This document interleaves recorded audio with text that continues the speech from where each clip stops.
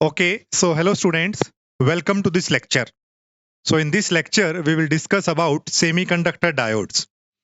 Okay, so in the previous lecture, we have discussed about intrinsic semiconductor and extrinsic semiconductor or basics of the semiconductor as well. So using those concepts, we will discuss about semiconductor diode. Okay. And from your exam point of view जो recent कुछ exams रहे हैं उनमें से you will see कि इस topic से जो आज का जो लेक्चर है इससे कई क्वेश्चन पूछे गए हैं. सो ये एक प्रोबेबिलिटी है कि आने वाले टाइम में भी आने वाले एग्जाम में भी यहाँ से क्वेश्चन पूछा जाए. ठीक है, तो इम्पोर्टेंट टॉपिक है ये और इम्पोर्टेंट कॉन्सेप्ट भी है.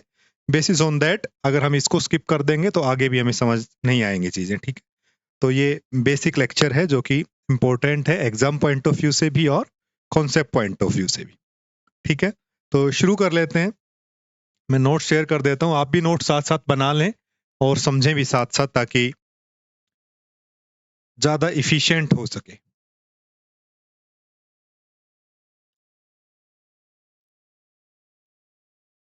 चलिए शुरू करते हैं.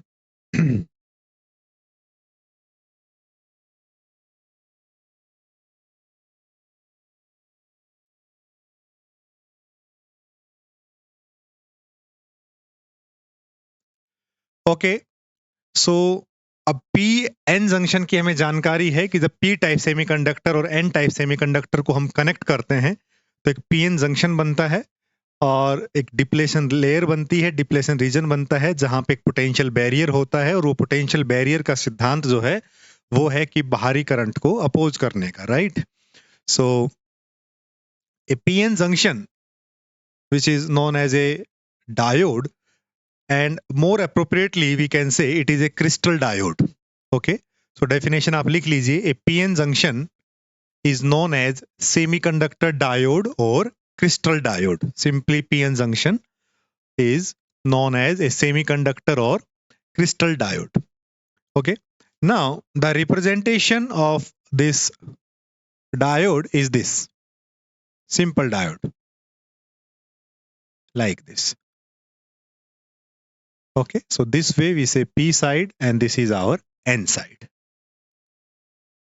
Now, chunki this diode is having two basic principles कि फॉरवर्ड बायस और रिवर्स बायस के अंदर ये कैसा एक्ट करता है. तो आपने देखा कि फॉरवर्ड बायस में अगर उस पोटेंशियल बैरियर वाले पॉइंट को छोड़ दें तो लगभग लीनियरली करंट बहता है. ठीक है, तो इसका मतलब फॉरवर्ड बायस में एक डायरेक्शन में जो करंट है वो फ्लो हो रहा है और जब रिवर्स बायस होता है तो रिवर्स बायस में आइडियली करंट फ्लो नहीं होना चाहिए. जो हो रहा है वो बहुत ही कम करंट है, माइनॉरिटी करंट है. तो इसका मतलब अगर हम इसको आइडियल पिक्चर में समझें तो डायोड को ऐसे समझ सकते हैं कि वो एक ऐसी डिवाइस है जो एक ही डायरेक्शन में ऑपरेट होती है, एक ही डायरेक्शन में करंट फ्लो कराती है जब वो फॉरवर्ड बायस होती है तब. तो मतलब ऐसा हो गया कि जब वो फॉरवर्ड बायस होगा तो डायोड करंट आगे भेजेगा, जब वो रिवर्स बायस होगा तो करंट आगे नहीं भेजेगा. तो ये लगभग कुछ ऐसी चीज हो गई जैसे एक स्विच हो कि अगर किसी पर्टिकुलर कंडीशन पे हमने ऑन किया, फॉरवर्ड बायस हुआ तो करंट आगे जा रहा है और अगर ऑफ है तो वो रिवर्स बायस में करंट को आगे नहीं भेजा. तो वो एक स्विच की तरह भी काम करने लगा पहली चीज तो. राइट, तो वो एक स्विच की तरह भी उसको समझ सकते हैं कि yes in forward bias operate हो रहा है, कंडक्ट हो रहा है, इन the reverse bias it is not conducting. Okay, so now we use diode as a rectifier. First of all, what is a rectifier? देखो हमारे पास जो सप्लाई है that is the AC main. तो जो इनपुट AC वोल्टेज को हमने output में DC voltage लेना है, AC टू DC कन्वर्ट करना है, AC to DC conversion, AC to DC convert. तो AC से DC कन्वर्ट करने के लिए we use rectifier. So that principle of diode जो उसकी प्रॉपर्टी है फॉरवर्ड बायस और रिवर्स बायस के अंडर, उसको हम एज ए रेक्टिफायर यूज कर सकते हैं. तो उसको हम एज ए रेक्टिफायर यूज कर सकते हैं और यहां से कई बार क्वेश्चन पूछा गया है रेक्टिफायर से भी और आगे जो डिस्कशन करेंगे उससे भी. ठीक है, आगे बढ़ते हैं. तो आप देख सकते हो फॉर एग्जाम्पल ये आपकी वी इनपुट है विच is the alternating AC. Okay, तो ये वी इनपुट है और अगर डायोड को हमने देखो वी इनपुट को यहां पे लगाया डायोड के साथ में और ये एक रेजिस्टेंस है जिसके अक्रॉस हमने आउटपुट वोल्टेज मेजर करनी है। तो क्या होगा, जब ये जो पॉजिटिव हाफ साइकिल है तो उस टाइम पे ये पॉइंट पॉजिटिव रहेगा और ये पॉइंट नेगेटिव रहेगा, तो यू सी कि ये फॉरवर्ड बायस हो जाएगा, है ना। जब पी पे पॉजिटिव लगता है, एन पे नेगेटिव लगता है तो फॉरवर्ड बायस होता है, और उसका अपोजिट है वो रिवर्स बायस होता है। तो यू कैन सी कि शुरू में क्या होगा कि जब पॉजिटिव हाफ साइकिल होगा तो diode will conduct, diode will conduct. हालांकि थोड़ा सा पोटेंशियल ड्रॉप होगा इसके अक्रॉस, जो इसका इंटरनल रेजिस्टेंस है उसके कारण, और जो इसका पोटेंशियल बैरियर है वो अपोज करेगा। लेकिन अगर हम आइडियल सिचुएशन मान लें तो इसके आगे वो कुछ भी नहीं है, that is very small value. तो इसका मतलब ये हुआ कि जैसे ही ये कंडक्ट करेगा तो almost all of the signal we will get in the output, ज्यादा ड्रॉप ज्यादा लॉस नहीं होगा यहाँ पे, तो वो हमें आर के थ्रू यहाँ पे मिल जाएगा। लेकिन जैसे ही अगले हाफ साइकिल में ये नेगेटिव हुआ, जैसे ही पोलैरिटी चेंज हुई, नेगेटिव और पॉजिटिव हुआ, तो डायोड जो है वो रिवर्स बायस हो गया। और रिवर्स बायस होने की वजह से, अब रिवर्स बायस हो गया तो आगे कोई भी करंट सप्लाई नहीं करेगा, और करंट सप्लाई नहीं करेगा तो यहाँ पे आपको इससे इस पीरियड के बीच में कोई भी करंट या वोल्टेज आउटपुट देखने को नहीं मिलेगा। सिमिलरली अगेन फिर पोलैरिटी चेंज होगी इसके आगे जाके ऐसे, तो फिर अगेन यहाँ पे हमें वो मिलेगा। ठीक है, तो यहाँ पे जो एक एसी सिग्नल था, देखो यहाँ पे एसी सिग्नल था, इस एसी सिग्नल को कन्वर्ट कर दिया है इन ए पल्सेटिंग डीसी। ये एग्जैक्टली डीसी नहीं है, it is a pulsating DC output. मतलब इस पल्सेटिंग का मतलब क्या है कि पल्स्ड डीसी, कि इस डीसी, इस आउटपुट के अंदर डीसी और कुछ एसी का कंपोनेंट है जो कि अनडिजायरेबल है। हम चाहते नहीं थे कि वो एसी आए, लेकिन अभी इस सिचुएशन में हम उस पर कंट्रोल नहीं कर पा रहे हैं। तो इस सिंपल सर्किट में तो हमें पल्सेटिंग डीसी मिल रही है। ठीक है, टू बी वेरी प्रिसाइज, अगर ऐसा पूछा जाए सिंपली कि रेक्टिफायर में कैसी डीसी मिलती है, प्योर डीसी की पल्सेटिंग डीसी, तो आंसर होगा पल्सेटिंग डीसी, पल्स्ड डीसी। ठीक है, हाउएवर यहाँ पे अल्टरनेटिंग नहीं है, नेगेटिव में नहीं जा रहा है, इसीलिए ये डीसी है, but it contains AC component. कुछ कंपोनेंट इसमें एसी का होता है और कुछ इसमें डीसी कंपोनेंट होता है। ठीक है, तो ये काम करता है रेक्टिफायर। अब इसी को हमने थोड़ा सा और ब्यूटीफाई करना है, इसको समझना है, ये एक बेसिक इसका फंक्शन हो गया। तो diode can be used as a switch, मतलब उसको ऐसे समझ सकते हो, and it can be used as a rectifier as well. Okay, तो आप यहाँ पे देख सकते हो, ये भी for forward biased it will behave like a close switch, for reverse bias it will behave like an open switch. Okay, ये जल्दी से लिख लीजिए ये पॉइंट्स।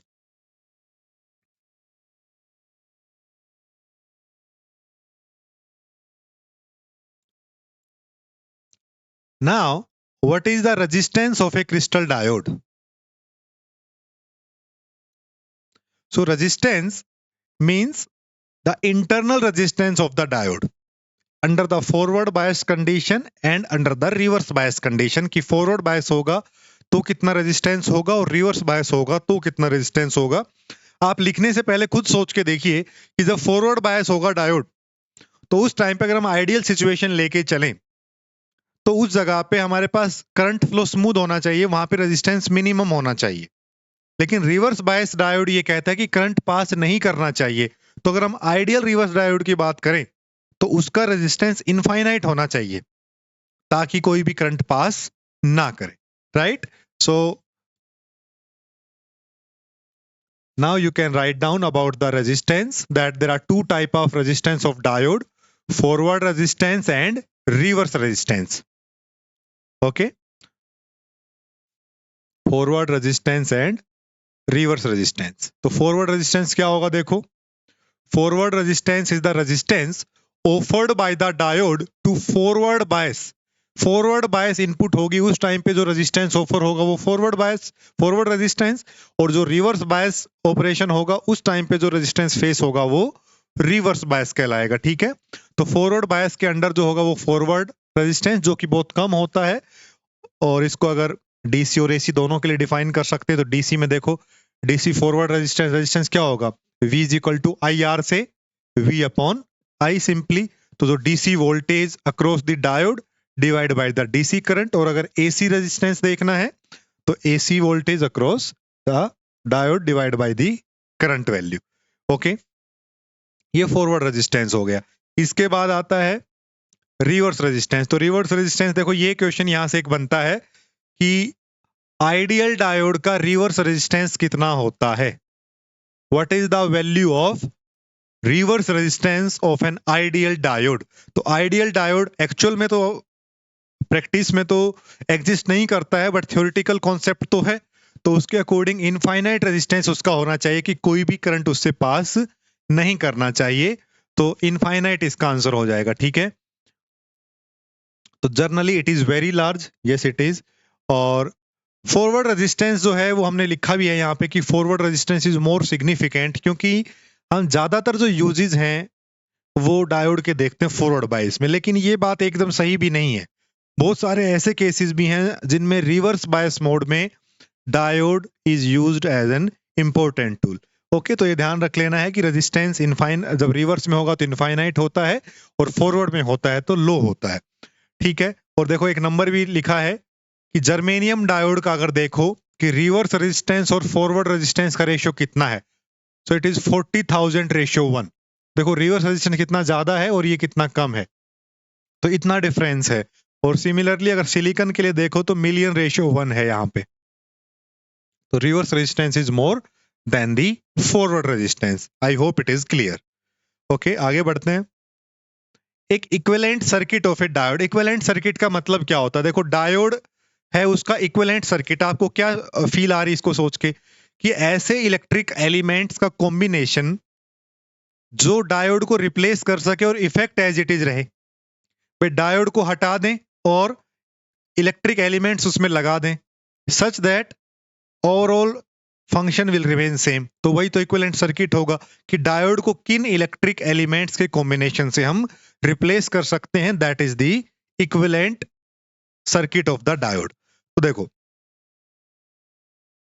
आप लिखना चाहो तो लिख सकते हो, equivalent circuit means the combination of electric elements which can replace the diode and function remains same। Okay, तो देखो एक तो ऐसे कर सकते हैं इसको कि यहां से मान लो हमने कोई फॉरवर्ड बायस दिया हो इस डायोड को, यहां पे क्या है, ये फॉरवर्ड बायस है। तो फॉरवर्ड बायस में इस डायोड को एक बैटरी से हम रिप्लेस कर दें, और जो डायोड की जो बैटरी है विच इज द पोटेंशियल बैरियर, वो फॉरवर्ड बायस का अपोज करता है, राइट? वो अपोज करता है वी नोट। सो ये इसलिए वी नोट हमने यहाँ पे पॉजिटिव लिया है, यहाँ पे नेगेटिव लिया। तो एक वी नोट की बैटरी और एक रेजिस्टेंस आर एफ, ये आर एफ है internal resistance of the diode. R F is internal forward resistance which is very small, but yes it exist. इसलिए यहाँ पे हमने इक्विवेलेंट बनाना है तो हमें ये जरूरत पड़ेगी एक battery V naught which is opposite to that, positive negative, और एक R F that is the internal resistance of diode which is in the forward bias condition. तो ये एक इक्विवेलेंट सर्किट हो सकता है। तो इक्विवेलेंट सर्किट में switch V naught and this will be there. Okay, तो यहां से देख सकते हो जो वी एफ है, total V F which is the external forward bias, वो किस किस के बीच में डिवाइड होगी? एक तो वी नॉट के रूप में जो यहाँ पे ड्रॉप होगा वो, और एक I F into R F, potential drop across this resistance R F, I F into R F. तो वी एफ को हम ऐसे लिख सकते हैं, V naught plus I F R F. ये समझने के लिए ये इतना इंपॉर्टेंट एग्जाम के पॉइंट ऑफ व्यू से नहीं है, लेकिन वी नॉट की वैल्यू आपने अब अच्छे से ध्यान कर ली होगी। 0.7 volt for silicon, 0.3 volt for germanium, ये इंपॉर्टेंट है। तो आरएफ की वैल्यू चूंकि काफी स्मॉल होती है, इतनी इफेक्टिव नहीं होती है, तो this can be ignored as well, and more simplified circuit, equivalent circuit of the diode can be like this. Okay, ठीक है, आगे बढ़े। ये भी क्वेश्चन इंपॉर्टेंट है एग्जाम के पॉइंट ऑफ व्यू से कि परफेक्ट डायोड, आइडियल डायोड क्या है। तो परफेक्ट डायोड, अगर आइडियल डायोड हम कहें तो वो होना चाहिए कि जब उसको फॉरवर्ड बायस करें तो वो गुड कंडक्टर की तरह, परफेक्ट कंडक्टर की तरह बिहेव करे, और जब उसको रिवर्स बायस करें तो परफेक्ट इंसुलेटर की तरह बिहेव करे। ये होती है आइडियल डायोड की कंडीशन। ये किसकी कंडीशन है? आइडियल डायोड की कंडीशन। बात समझ में आ गई? However, no ideal or perfect diode exist in the nature और इन प्रैक्टिकल सिचुएशन। ओके, तो ये डायोड का बेसिक हो गया है। Now let's move to one of its important application, that is the rectifier. लिख लिया आपने? तो रेक्टिफायर की हेडिंग बना लो अब। ठीक है, so simply need of a rectifier हमने डिस्कस किया कि जो एसी मेंस है उससे डीसी सप्लाई को अगर कन्वर्ट, एसी को डीसी में कन्वर्ट करना है तो वी नीड रेक्टिफायर, ताकि हम डीसी से चलने वाले जो भी इक्विपमेंट्स हैं उनको यहाँ पे कनेक्ट कर सकें। तो एसी और डीसी के बीच में जो डिवाइस लगती है वो क्या कहलाती है? रेक्टिफायर। ठीक है, क्लियर है? रेक्टिफायर को दो तरह से डिवाइड कर सकते हैं, हाफ वेव रेक्टिफायर और फुल वेव रेक्टिफायर। नाम से ही क्लियर है, हाफ वेव रेक्टिफायर वो जो इनपुट एसी की हाफ वेव पे ही ऑपरेट होते हो, और फुल वेव वो जो इनपुट एसी की फुल वेव में आउटपुट देते हो। सिंपली बात है, राइट? कि हाफ वेव का मतलब क्या है? हाफ वेव कि ये आपकी एक एसी है, राइट?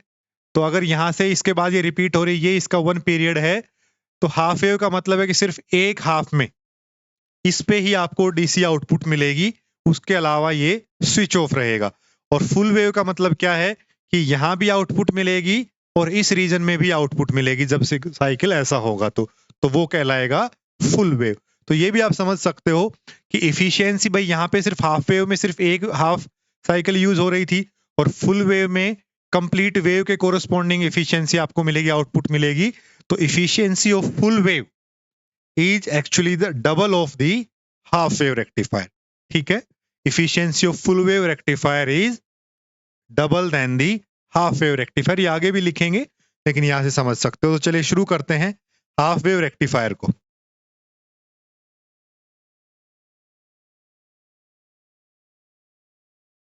ठीक है, पहले समझ लो फिर उसके बाद लिख लेना। देखो, ये हाफ वेव रेक्टिफायर का सर्किट है, यहां से एसी सप्लाई है और ये ट्रांसफॉर्मर है। ये क्या है? ट्रांसफॉर्मर है ये। तो इसका मतलब आपको पता है कि म्यूचुअल इंडक्शन से AC supply, primary voltage AC की यहां रहेगी, due to the mutual induction यहां पे आपको सेकेंडरी वोल्टेज इंड्यूस हो जाएगी, depending upon the number of these turns, कि ये स्टेप अप है या स्टेप डाउन है। ठीक है, ऐसा कुछ नहीं है कि हमेशा बराबर ही रहेगा, या स्टेप अप करना है या स्टेप डाउन करना है, दैट डिपेंड्स कि सिचुएशन कैसी है, क्या गिवन है, कैसी हमारी रिक्वायरमेंट है। तो ये ट्रांसफॉर्मर है, it can be in the step up mode और it can be in the step down mode. Okay, but ये ट्रांसफॉर्मर है ताकि यहां पे हमें सेकेंडरी वोल्टेज मिल जाए, सेकेंडरी वोल्टेज मिल जाए। और वोल्टेज का हमने अल्टरनेटिंग करंट का जो पढ़ा था तो उसमें लिखा था वी नॉट साइन थीटा की फॉर्म में। तो this is the peak value, V naught represent the peak value of AC. Okay, तो देखो, अब जैसे ही ये एक डायोड लगा हुआ है तो होगा क्या? इनपुट देखिए, ये इनपुट है, ये इनपुट है, वी इनपुट। तो during this positive half cycle, पहले क्या है? ये वाला पॉजिटिव हाफ साइकिल है। तो during the positive half cycle ये वाला पॉइंट पॉजिटिव होगा, ये वाला पॉइंट नेगेटिव होगा। ड्यू टू दिस पॉजिटिव, ये पी है, ये एन साइड है, तो it will B forward biased, और फॉरवर्ड बायस्ड होने से it will conduct, it will conduct. थोड़ा ड्रॉप होगा इसके अक्रॉस जो कि प्रैक्टिकल है, लेकिन आइडियल सिचुएशन में मानेंगे कि आइडियल तो आपको परफेक्टली क्लोज स्विच की तरह फॉरवर्ड बायस में कंडक्टिंग होना चाहिए। तो जो भी मैक्सिमम वोल्टेज यहाँ की थी वो मैक्सिमम इसके अक्रॉस डेवलप हो जाएगी, आरएल के अक्रॉस। तो जब पॉजिटिव हाफ साइकिल है तो आपको भी एक यहाँ पे आउटपुट में एक पॉजिटिव साइकिल मिल रहा है। लेकिन जैसे ही पोलरिटी रिवर्स होती है इस एरिया में, यहाँ पे नेगेटिव होता है और यहाँ पे पॉजिटिव हो जाता है। तो जैसे ही ये पॉइंट नेगेटिव हुआ, ये पॉजिटिव हुआ, डायोड है वो रिवर्स बायस हो गया है, और रिवर्स बायस होते ही वहां पे आपको कोई भी आउटपुट नहीं मिलेगी। It will behave like an open circuit, ये कह सकते हो, इनफाइनाइट रेजिस्टेंस। तो आपको यहाँ पे कोई भी आउटपुट नहीं मिलेगी। तो आउटपुट नहीं मिलेगी तो ये वाला जो पीरियड है ये खाली रहेगा, यहाँ पे आपको कुछ भी नहीं आउटपुट मिल रही। बात समझ में आ गई है? उसके बाद दोबारा से पोलैरिटी पॉजिटिव होगी तो फिर से ये रिपीट होगा एंड सो ऑन। तो ऐसी आउटपुट मिलेगी इस इनपुट के कोरस्पॉन्डिंग। बात समझ में आ गई? इस इनपुट के कोरस्पॉन्डिंग ऐसी आउटपुट मिलेगी, इसको कहा जाता है pulsating DC, which combines DC and some ripples और you can say some AC components. Okay, so अब क्या क्या हमने देखा यहां से? हमने एक चीज तो ये देखी कि हाफ वेव रेक्टिफायर में जो डायोड है वो एक ही डायरेक्शन में कंडक्ट कर रहा है। जब फॉरवर्ड बायस है तो कंडक्ट कर रहा है, नहीं तो नहीं कर रहा है। तो हाफ साइकिल में एक डायरेक्शन में ही कंडक्शन कर रहा है। तो आप लिख सकते हो in half wave rectifier current flow always flows in one direction. देखो छोटे छोटे क्वेश्चन बनते हैं यहां से आपके एग्जाम के लिए। Current always flows in one direction through the load after every half cycle. Okay, rectifier conducts current only in one direction, that is the positive half cycle. No conduction of current during negative half cycle. बात समझ में आ गई?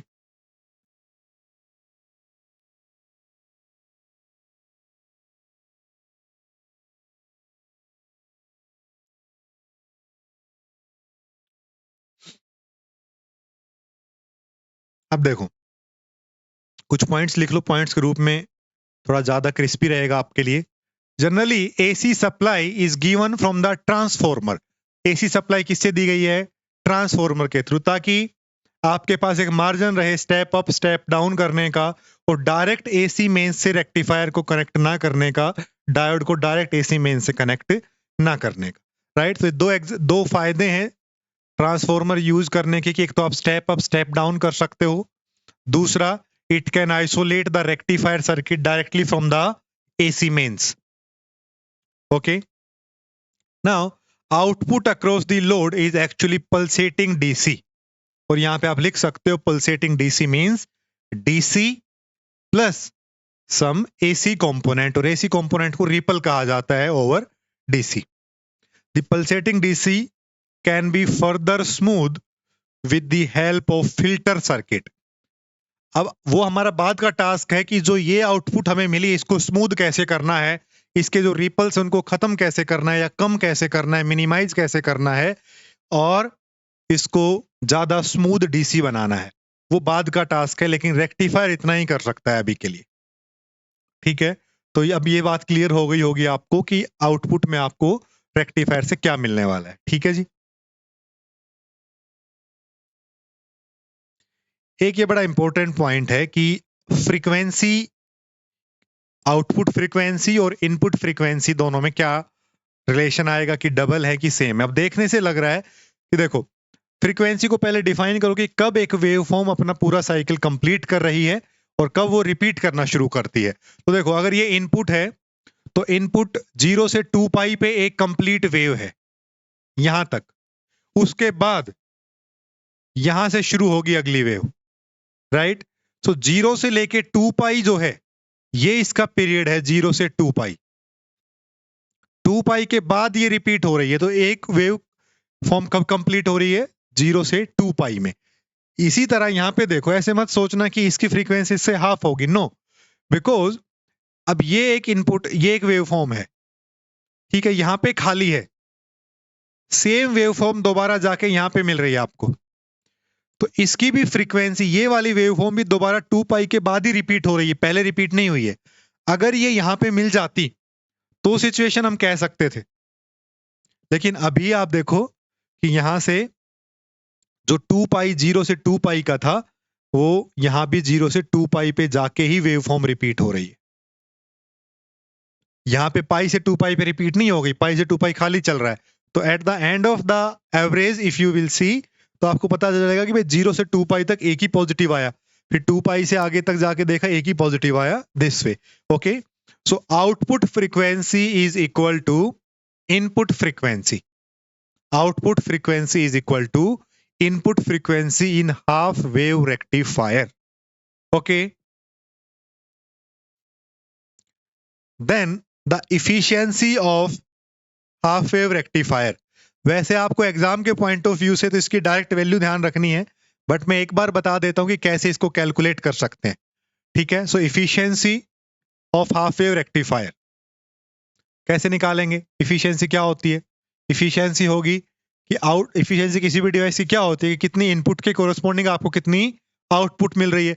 तो output power divide by input power. अब output power में हम क्या मान रहे हैं? डीसी है, तो output power of DC divide by input power of AC. Input में एसी है, आउटपुट में डीसी है, ठीक है। ये कैलकुलेट नहीं करना है, बस एक आइडिया दे रहा हूं, बाकी आपको डायरेक्ट आपके एग्जाम के लिए ध्यान रखना।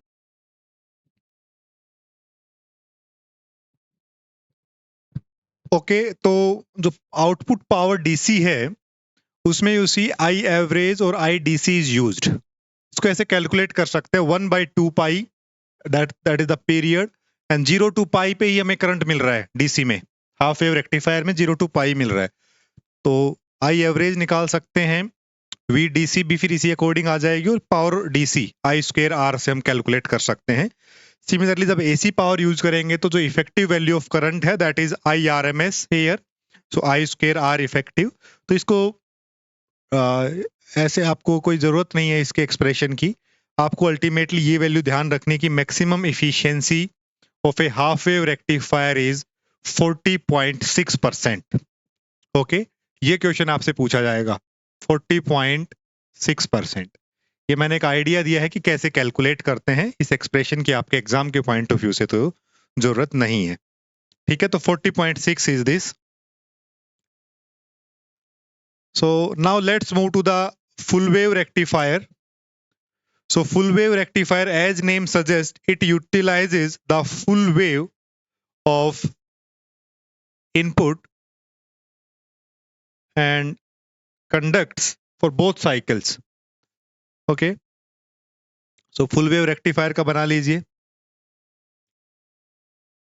देखो एक बार समझ लेते हैं, फिर पॉइंट लिख लेना है, ठीक है। तो ये सर्किट हो गया, AC supply, these are the again transformers. But जो फुल वेव रेक्टिफायर है वो दो तरह के होते हैं, एक centre tap full wave rectifier और एक फुल वेव ब्रिज रेक्टिफायर। पिछले एग्जाम में फुल वेव ब्रिज रेक्टिफायर से क्वेश्चन पूछा गया था। देखो, full wave rectifier utilises both half cycles of the input AC voltage to produce DC output. ये बात क्लियर होगी कि दोनों हाफ साइकिल, पॉजिटिव और नेगेटिव, दोनों ही यूज होंगी, पॉजिटिव भी और नेगेटिव भी। Direction of current through load, that is the RL, which is the load resistance, is same in both cycles, that is positive half and negative half. इस cycle positive हो या negative हो, लेकिन direction of current through this RL will be in the same direction. Okay, सो दो type के होते हैं, centre tap और फुल वेव ब्रिज रेक्टिफायर। तो हम सेंटर टैप को समझते हैं। सेंटर टैप में क्या हुआ, एसी सप्लाई ट्रांसफॉर्मर के थ्रू सेकेंडरी वोल्टेज में कन्वर्ट हुई, और यहां पे RL is connected, that is centrally tapped here. RL यहां पे कनेक्ट हुआ है, एक डायोड D1 है, एक डायोड D2 है, ये सिचुएशन है।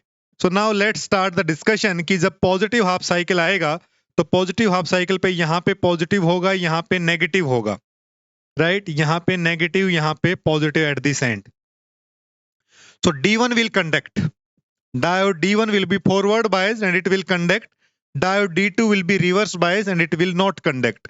तो diode D1 के थ्रू कंडक्शन होगा and current will be in this direction, तो इसके कोरस्पॉन्डिंग हमें ये मिल जाएगा।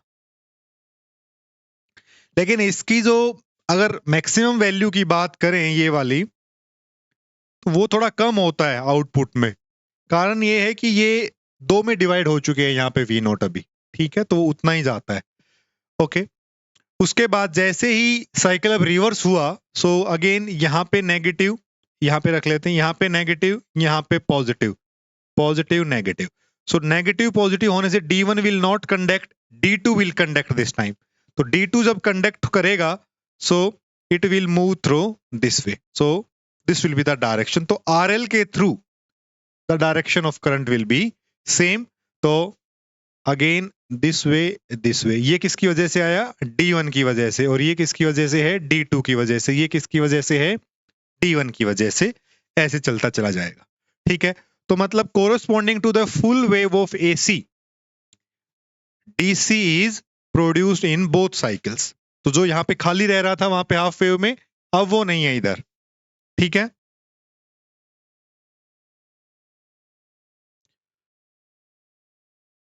तो कुछ पॉइंट्स लिख लो।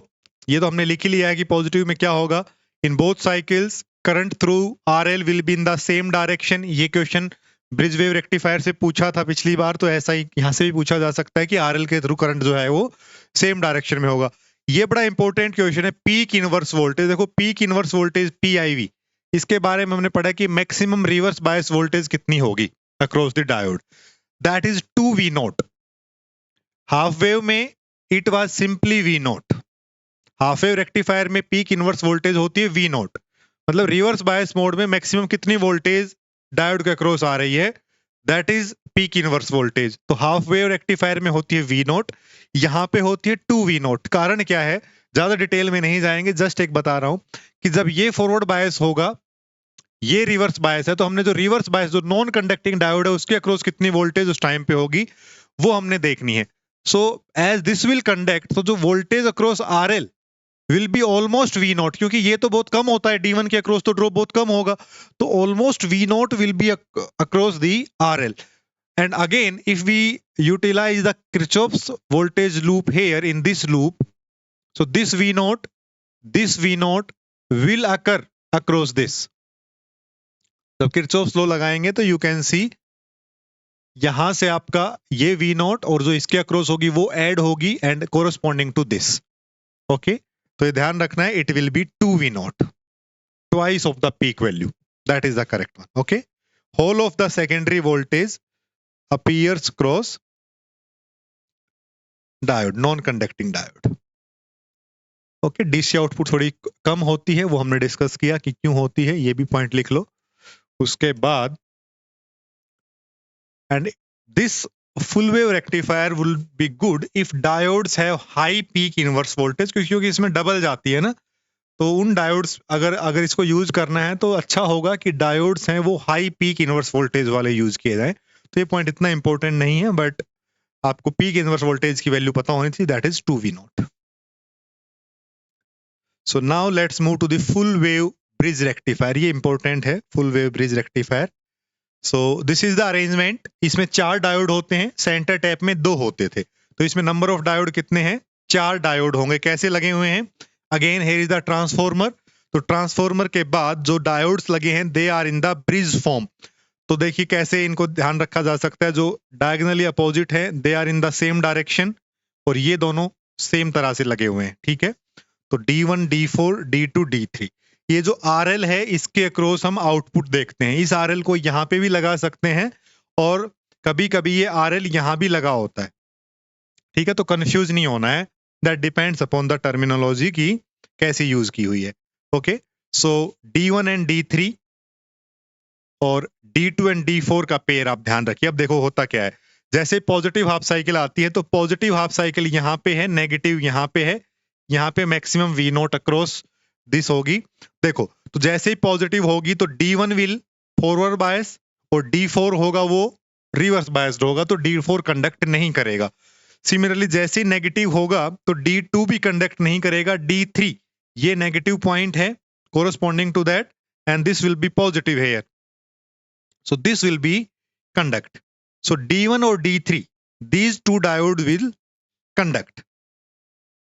और दोनों को अगर देखो और अगर सिंप्लीफाई करके देखो तो इनको हटा दो एक बार के लिए, इन दोनों को हटा के देखो और यहां से साइकिल शुरू करो।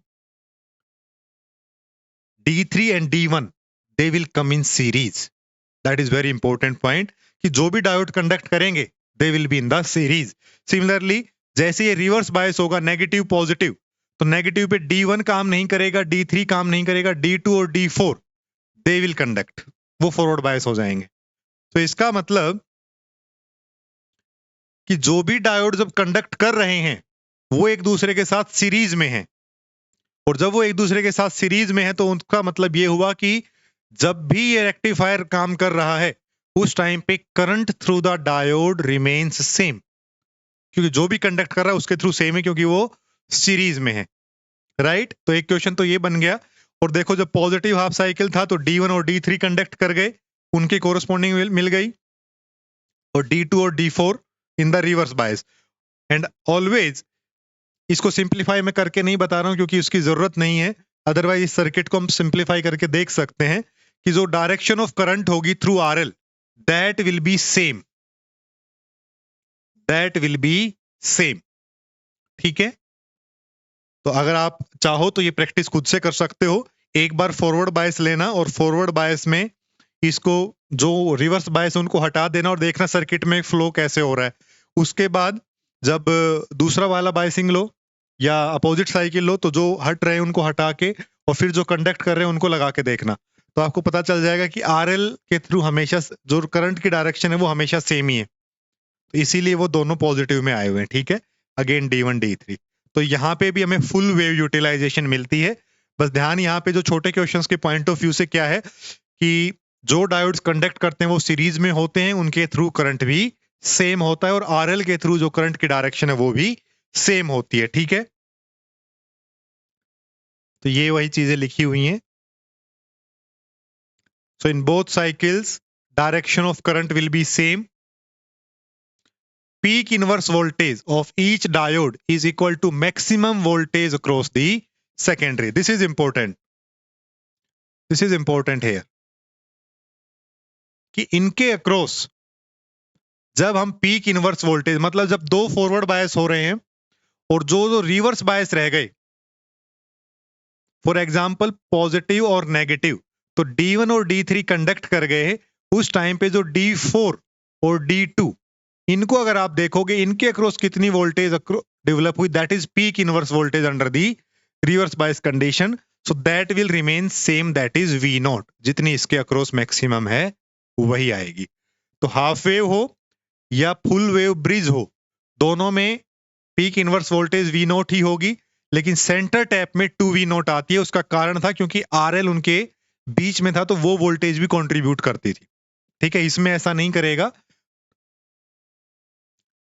टू अवॉइड द कॉम्प्लिकेशंस मैं सर्किट को सोल्व नहीं करके दिखा रहा हूं, अदरवाइज वहां पे किरचॉफ्स वोल्टेज लॉ लगा के आप कर सकते हो, बट आप सोचोगे कि सर बहुत डिटेल में चलेगा, इतना तो हमसे पूछा ही नहीं जाता है, तो इसलिए फिर हम उस पर नहीं चलते हैं। ठीक है,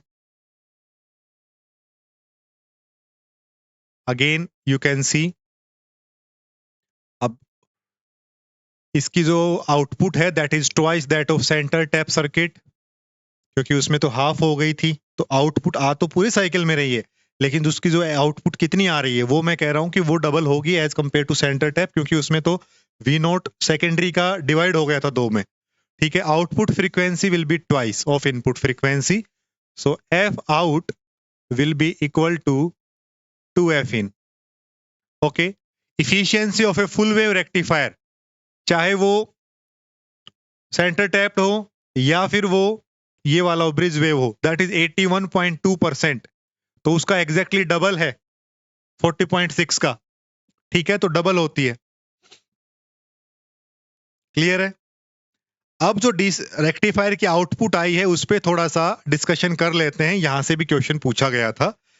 देखो, तो जो आउटपुट आई है यू नो कि उसमें एसी कंपोनेंट भी है और डीसी कंपोनेंट भी, मतलब डीसी के ऊपर रिपल है, so that consist of both component, इसीलिए उसको पल्सेटिंग डीसी कहा था। और हमें चाहिए कि हम उस रिपल को कम कर सकें, जितना कम कर सकते हैं उतना कम करें, तो उसके लिए हम फिल्टर सर्किट्स यूज करते हैं अलग अलग, कि कैसे उस एसी रिपल को कम किया जा सके ताकि आप एग्जैक्ट डीसी ले सकें या स्मूथ डीसी ले सकें। ठीक है, तो देखो, the output of rectifier is pulsating DC, it means it contains a DC component and an AC component.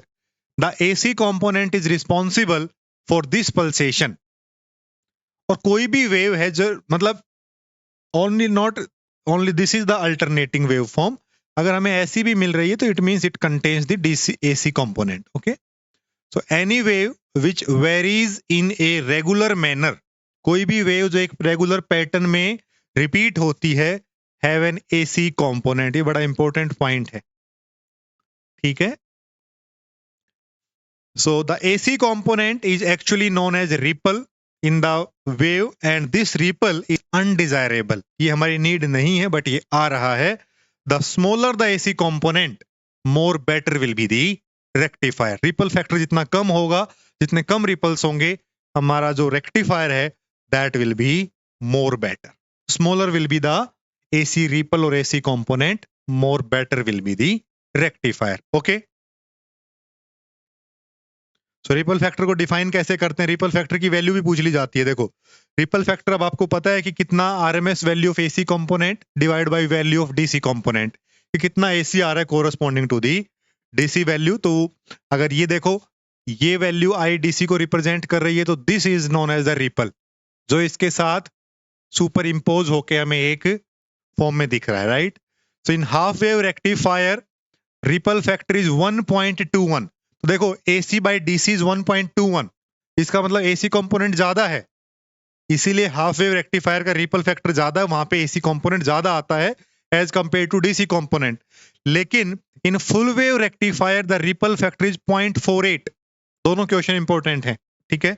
तो फुल वेव रेक्टिफायर में रिपल फैक्टर है 0.48, तो अगर ये 0.48 है तो इसका मतलब डीसी कंपोनेंट ज्यादा है ऑल टुगेदर।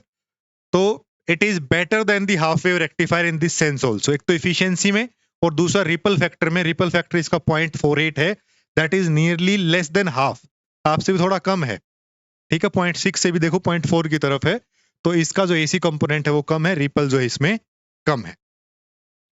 अब जरा एक बार इसका कंक्लूजन कर लो जो अभी तक पढ़ा है, उसके बाद पढ़ेंगे फिल्टर्स को। देखो ये टेबल आपके लिए बड़ी यूजफुल रहेगी, इंपॉर्टेंट रहेगी।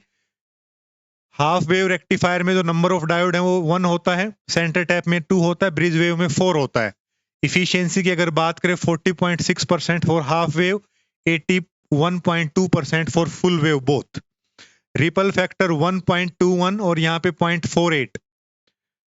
आउटपुट फ्रीक्वेंसी इनपुट फ्रीक्वेंसी के बराबर होगी हाफ वेव में, लेकिन ट्वाइस ऑफ इनपुट फ्रीक्वेंसी होगी इन द फुल वेव। और जो पीक इनवर्स वोल्टेज है वो V0 होगी हाफ वेव और सेंटर उसमें फुल वेव ब्रिज रेक्टिफायर में 2V0 होगी सेंटर टैप में। ये कंक्लूजन है, ठीक है। अब आपको अगर पूरा डिस्कशन समझ में आया होगा तो ये बड़ा इजी लगा होगा, right. So now let's move to the need of filter circuit, basics of filter circuit. As such आपके सिलेबस में मेंशन नहीं है डायरेक्टली, तो हम बस बेसिक एक बार इसकी कैसी आउटपुट रहेगी, कौन से कंपोनेंट लगेंगे और किस प्रिंसिपल पे काम करेगा, पूरी वर्किंग में नहीं जाएंगे, ठीक है। क्योंकि ऑलरेडी हम इसको एक माइलेज लेके चल रहे हैं कि अगर छोटा मोटा क्वेश्चन यहाँ से पूछा गया तो वो कवर हो जाए, ठीक है। तो देखो filter circuit as name suggest कि जो रेक्टिफायर में एसी और डीसी कंपोनेंट मिक्स होके आया उसको फिल्टर करके डीसी कंपोनेंट को बाहर निकालना, एसी को कम करना, ये फिल्टर सर्किट का काम होता है। तो ये कहां पे लगेगा, कि रेक्टिफायर की आउटपुट पे लगेगा, तभी हमें अच्छी डीसी प्योर डीसी मिलने की संभावना है, ठीक है। तो filter circuit is a device which removes the AC component of rectifier output. AC component को रिमूव करे but allows the DC component to pass through the load. Load मतलब load resistance. It is placed between rectifier and load. Rectifier output और load के बीच में इसको लगाया जाता है। कहां लगता है, रेक्टिफायर आउटपुट और लोड के बीच में। तो ये फिल्टर सर्किट किसका कॉम्बिनेशन होता है, एल और सी का, एल एंड सी। और एल और सी के बेसिक जो फंडामेंटल्स है वो आपको पता है कि reactance of capacitor is this one, और जो एक्सएल होता है that is 2 pi mu L, मतलब ये डायरेक्टली प्रोपोर्शनल टू म्यू होता है और ये इनवर्सली टू म्यू होता है। तो डीसी कंपोनेंट को जो इंडक्टर है वो पास करता है, एसी को ब्लॉक करता है, हाई रेजिस्टेंस ऑफर करता है। उल्टा जो कैपेसिटर है वो डीसी को ब्लॉक करता है और एसी को पास करता है। ये बात ध्यान रखनी है, कैपेसिटर डीसी को ब्लॉक करता है, एसी को पास करता है, और इंडक्टर एसी को ब्लॉक करता है, डीसी को पास करता है। ब्लॉक करने का मतलब ये नहीं है कि एकदम ब्लॉक कर देता है, मतलब हाई रेजिस्टेंस ऑफर करता है, तो somehow some leakage can be there. ऐसा नहीं है कि एकदम ब्लॉक कर देगा, but yes proportion will be very less as compare to the another partner. Okay, तो एक्चुअली तो हम चाहते हैं कि अब ये हमें मिल रही है, इसको हम ऐसा कन्वर्ट करना चाहते हैं यूजिंग एलसी सर्किट, ठीक है। ऐसा करना चाहते हैं, इसका हम डीसी निकालना चाहते हैं ये वाला, बाकी जो इसके रिपल्स हैं इनको कम करना चाहते हैं। ये हमारा टारगेट है इन यूजिंग फिल्टर सर्किट्स, ठीक है। तो थोड़ा सा देख लेते हैं जरा। एक होता है कैपेसिटर फिल्टर, तो एज नेम सजेस्ट ये लोड था, कैपेसिटर सर्किट लिख लो, फिल्टर लिख लो। तो ये लोड है, ये रेक्टिफायर की आउटपुट है, बीच में कैपेसिटर लगा दिया गया है, ठीक है। तो ये फिल्टर काम करता है कैपेसिटर की चार्जिंग और डिस्चार्जिंग पे, कि पहले जब यहां तक आएगा तो कैपेसिटर चार्ज होगा टू द मैक्सिमम, जब ये गिरने लगेगी तो कैपेसिटर विल स्टार्ट डिस्चार्जिंग, और जो ये पूरा यहाँ पे जाना था ये पूरा यहाँ ना जाके यहां से दोबारा लिफ्ट कर देता है ऐसे। ओके, तो डिटेल में नहीं जाएंगे। Based on the charging and discharging of the capacitor, capacitor की चार्जिंग और डिस्चार्जिंग से रिपल्स को कम करता है, थोड़ा सा मिनिमाइज करता है, ठीक है। एक कैपेसिटर लगता है बीच में। दूसरा, चोक इनपुट फिल्टर। तो चोक जब लगा है तो एल लगा है और सी लगा है, एल इधर और सी इधर, यहां पे रेक्टिफायर की आउटपुट है। तो रेक्टिफायर की आउटपुट में चूंकि एसी और डीसी दोनों कंपोनेंट हैं, तो जो एल है वो मोस्ट डीसी को पास कर देगा, थोड़ी सी एसी यहां पे आएगी। इस पॉइंट पे जब आएगा पास होके कोई सिग्नल, तो उसमें डीसी कंपोनेंट ज्यादा होगा, एसी कम होगा। एसी को this capacitor will take and DC को ब्लॉक करके इट में पास थ्रू दिस। तो मैक्सिमम डीसी यहां पे मिल जाएगी, एसी को यहां पे बाईपासिंग मिल जाएगी। एक ये भी क्वेश्चन पूछा गया था 2022 के एग्जाम में कि bypassing of the AC current के लिए कौन सा डिवाइस यूज होता है, तो capacitor is that option. Okay, तो देखो इसके कंपेयर में इसमें जो रिपल्स हैं वो कम हो गए हैं, छोटे हो गए हैं, और ये ऊपर इसीलिए बनाया हुआ है क्योंकि ये इसकी वो मैक्सिमम जो वैल्यू है वो वैल्यू है, ठीक है। तो रिपल्स हैं वो कम हो चुके हैं यहाँ पे ड्यू टू एल और सी, तो गुड फिल्ट्रेशन हो गया एज कंपेयर टू दैट। उसके बाद आता है पाई फिल्टर। तो पाई फिल्टर, पाई फॉर्मेट में दो सी लगेंगे, सी, सी एंड एल। यहां से एसी प्लस डीसी का जो रेक्टिफायर कंपोनेंट है वो आया है।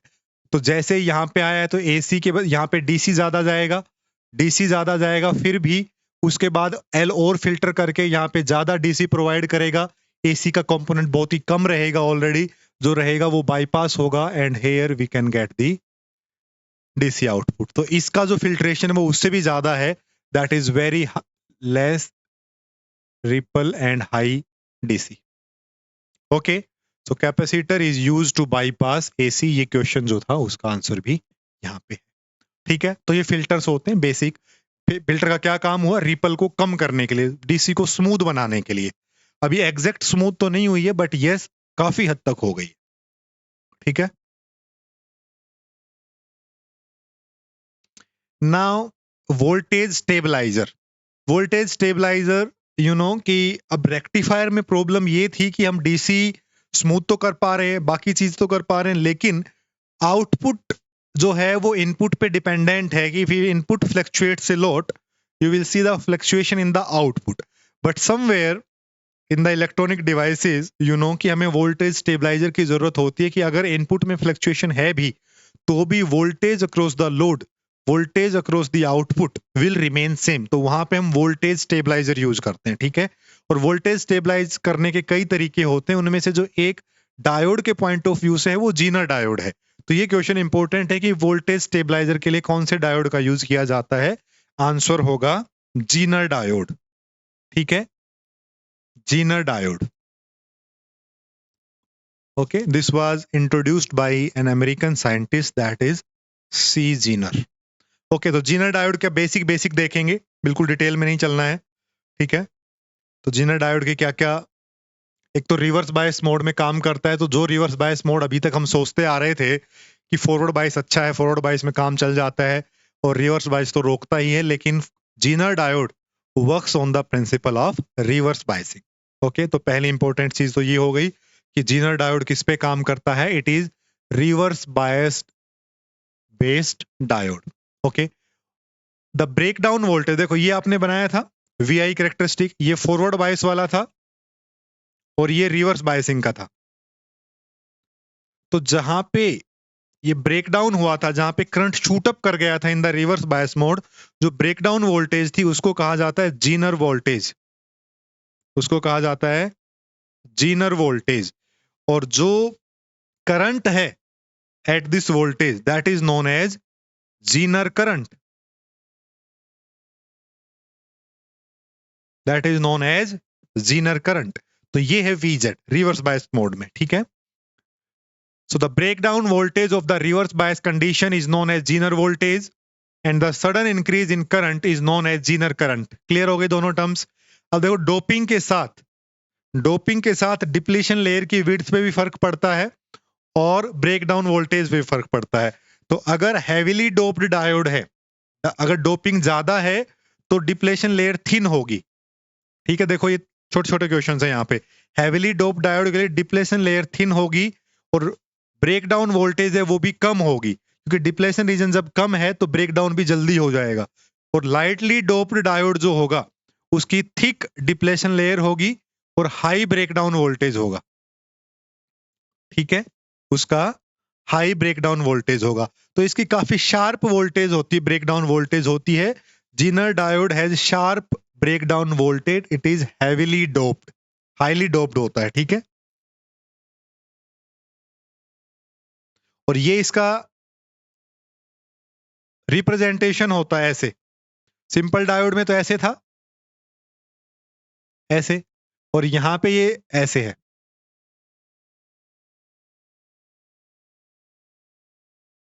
Like this. So this is the representation of Zener diode. ऐसा लगा हुआ दिखे तो समझना वो जीनर डायोड है, ठीक है जी। So it is operated in the reverse bias mode when forward bias. अब ये सवाल बनता है कि जब जीनर डायोड को फॉरवर्ड बायस कर दें तो क्या होगा। रिवर्स बायस में तो जीनर डायोड बन गया, लेकिन फॉरवर्ड बायस में क्या होगा, it will act like an ordinary diode. जैसे एक ऑर्डिनरी डायोड होता तो वैसे ही काम करेगा। So it characteristics are like an ordinary forward bias diode. Okay, clear हो गया।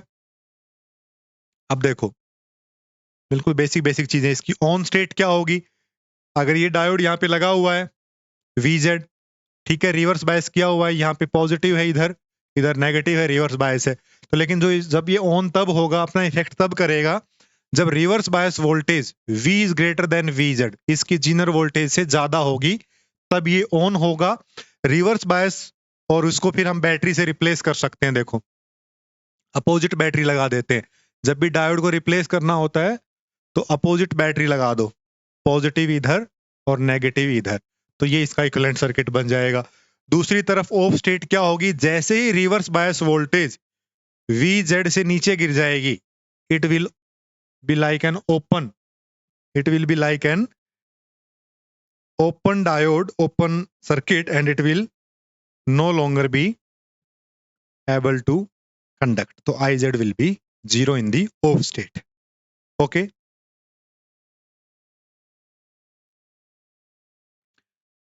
and Zener diode can be used as a voltage regulator। Okay, so voltage regulator की तरह इसको यूज कर सकते हैं लाइक दिस। सो अगर इनपुट फ्लक्चुएशन यहाँ पे होगी तो RL के थ्रू सेम होता है। वो एनालिसिस है, वो हम नहीं करेंगे यहाँ पे, क्योंकि एज सच देखो अब डायरेक्टली गिवन भी नहीं है, बट हम ऑलरेडी मार्जिन लेके कर रहे हैं कि इतनी चीजें अगर पूछेगा तो पूछ सकता है। आपको वोल्टेज रेगुलेट कैसे करते हैं वो नहीं पूछेगा, वो उन एग्जाम्स में पूछा जाता है जहाँ पे क्वेश्चन सॉल्यूशन बेस पे आते हैं कि सोल्व करना सर्किट को, फिर वोल्टेज देखना कि कैसे RL फिक्स रहेगा कि चेंज होगा कि क्या होगा। तो इसलिए वो हमारे इस एग्जाम पॉइंट ऑफ व्यू से बिल्कुल भी इंपॉर्टेंट नहीं है। तो Zener diode can be use as a voltage regulator, ये ध्यान रखना है।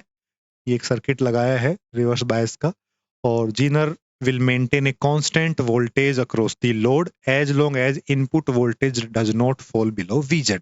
जब तक इनपुट वोल्टेज VZ से नीचे नहीं आएगी तब तक it can hold the voltage stabilisation across the load. इसका एक एनालिसिस होता है, जीनर एनालिसिस होता है, उसमें प्रॉपर न्यूमेरिकल सोल्व होते हैं, प्रॉपर कॉन्सेप्ट यूज करते हैं, कब ऑन होगा कब ऑफ होगा, क्या आउटपुट मिलेगी, क्या करंट होगा इसके through. But again the same thing, that is not from particular this exam point of view, that will be much deeper for you कि आप कंफ्यूज हो जाओगे इसमें, ठीक है। तो ये पॉइंट ध्यान रखने हैं। और ये आपका सेमीकंडक्टर डायोड का डिस्कशन यहाँ पे खत्म होता है, ठीक है। तो आज के इस लेक्चर में आपने देखा कि सेमीकंडक्टर डायोड होता क्या है, उसको रेक्टिफायर, उसका equivalent circuit, rectifiers mainly half wave rectifier, full wave rectifier, centre tapped, full wave bridge rectifier, उनकी प्रॉपर्टीज, फिल्टर सर्किट्स और basics, just basic touch of Zener diode, ठीक है। तो this is all for this lecture.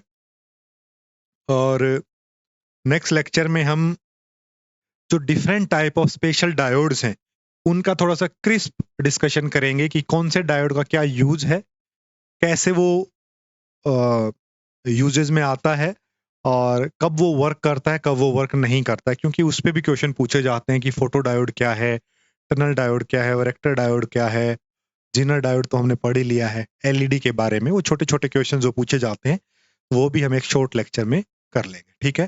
सो इस lecture में इतना ही। आपको कोई भी डाउट होगा तो आप पूछेंगे, ठीक है। अच्छे से नोट्स बनाओ और they will be utilized in both your master cadre as well as in the lecture cadre exam. Okay, so bye bye. Have a good time. In case of any doubt, please feel free to discuss. Bye bye.